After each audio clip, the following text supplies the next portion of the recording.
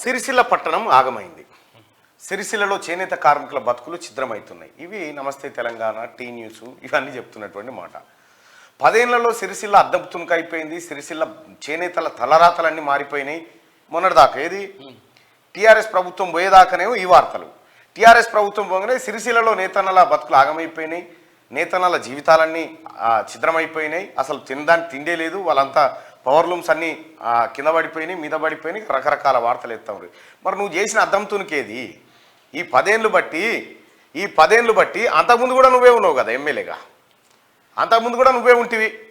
అంటే అప్పటికప్పుడైనట్టు దీర్ఘకాలిక ఆలోచన లేదు నీకు? తాత్కాలికంగా ఇట్లా దీర్ఘకాలిక ఆలోచన కాదు కదా. నువ్వు చేసింది ఏం లేదు సిరిసిల్లకు. సిరిసిల్లలో చేనేతల బతుకులు కాదు మారింది. సిరిసిల్లలో తోటాగే బతుకు మారింది.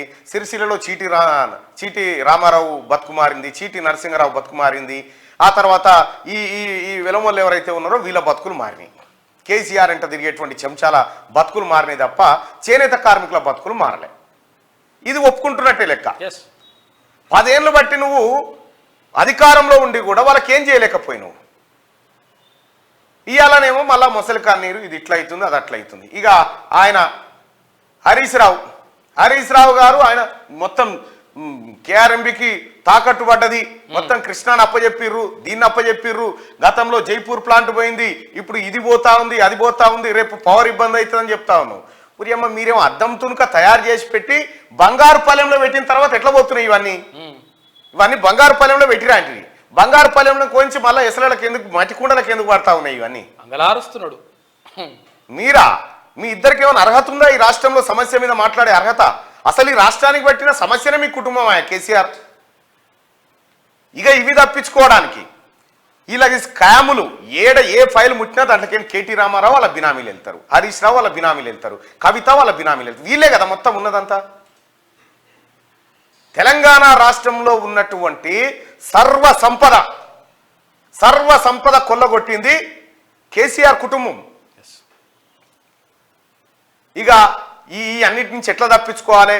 ఇప్పుడు మన ఏది కోన్బనైగా కరోడ్పతి ఆడితే 2-3 లైఫ్ లైన్లు ఉంటాయి.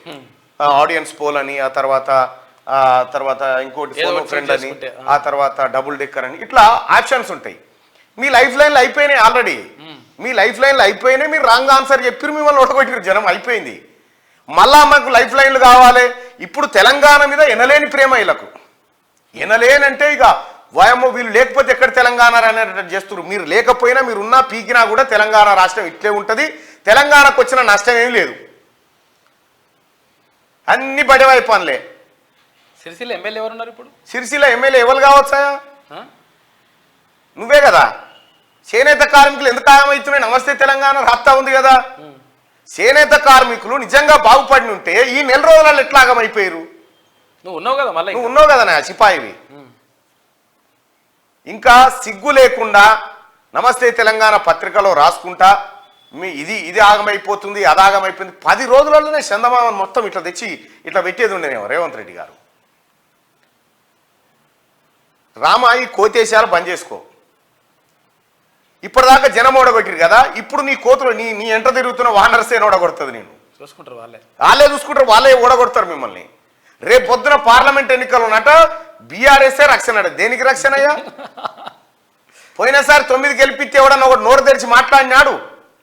పాలమూరుకు జాతీయ హోదా కావాలని అడిగినోడు ఉన్నాడా? ఒకడన్నా రాష్ట్రానికి రావాల్సిన నిధుల సంగతి ఏందని ప్రశ్నించినోడు ఉన్నాడా? పోయి కుక్కిన పేరు లెక్క కూర్చుంటుంది. పరమానందే శిష్యు లెక్క పోయి కూర్చున్నారు ఆడ 9 మంది. మెడల్ వంచుతా అంటే మీరే వంచుతుంది. పోయి మేము మోడీ మెడల్ వంచుతాను. మోడీ మెడల్ వంచుడు కాదు, ఈయననే పోయి మోడీ ముంగడ మెడల్ వంచి వచ్చిండు. మెడల్ కిందికి కొంచెం వచ్చిండు. నువ్వు చేసింది గదే కదా కేసీఆర్. నీ కుటుంబం చేసిందంతా గిదేనా? శివలింగం మీదకేం తేలు జారిపడ్డదయా? అయిపోయింది, జారిపడ్డది ఆల్రెడీ. నువ్వు ఇంకా తెలంగాణ అనే సెంటిమెంట్ శివలింగాన్ని ఎక్కి కూర్చుని అనుకుంటున్నావు, కానీ నేను నమ్మే పరిస్థితిలో లేరు. నీ లైఫ్ లైన్లు అయిపోయినాయి ఆల్రెడీ. తెలంగాణకు కేసీఆర్ కుటుంబానికి బొడ్డుతాడు తెగిపోయింది. ఆల్రెడీ ఏర్పడ్డరు. నువ్వు ఎప్పుడైతే భారత రాష్ట్ర సమితిని చేసినావో దాన్ని తీసుకుపోయి అప్పుడే ఒడిచిపోయింది. ఆ ఒరిస్సా అధ్యక్షుడు పోయి కాంగ్రెస్ పార్టీలో చేరిండు. ఈ ఏపీ అధ్యక్షుడు ఏడున్నాడో ఎవరికి తెలియదు. ఈ మహారాష్ట్ర కాడ వదిలి పెట్టినా మహారాష్ట్ర కాడ ఆయన ఎటో పోయిడు పత్తకు లేకుండా.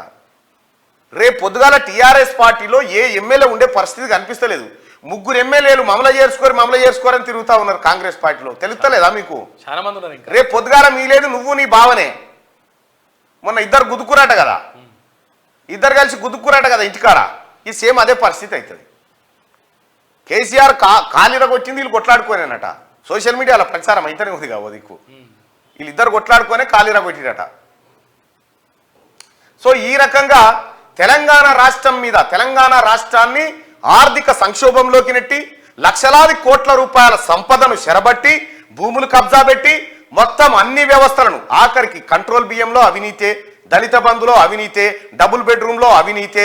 ఎక్కడ చూసినా కేసీఆర్ క్లియర్గా చెప్పిండు కదా, 10 లక్షలకు 3 లక్షల కమిషన్ తీసుకుంటారు మా వాళ్ళని, 30% కమిషన్ అని చెప్పే. ఇంకా ఏమున్నది కేసీఆర్ నువ్వు చెప్పడానికి?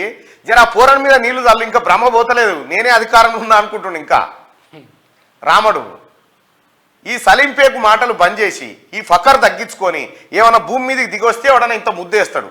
లేకపోతే ఇదే ఫకర్ తోటి, ఇవే బటవాయి మాటలతోని ఇవే చేస్తామంటే ఏం జరుగుతుంది? ఏం జరగదు. మీతోటి అయ్యేది లేదు, పోయేది లేదు.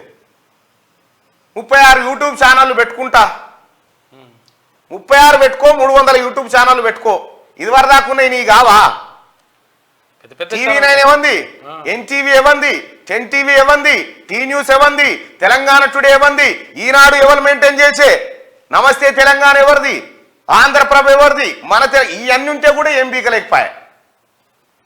ప్రజలకు ఒకటే ఒక్క అంశం, కేసీఆర్ను ఉంచాలనా దించాలనుకుని దించిరు అంతే.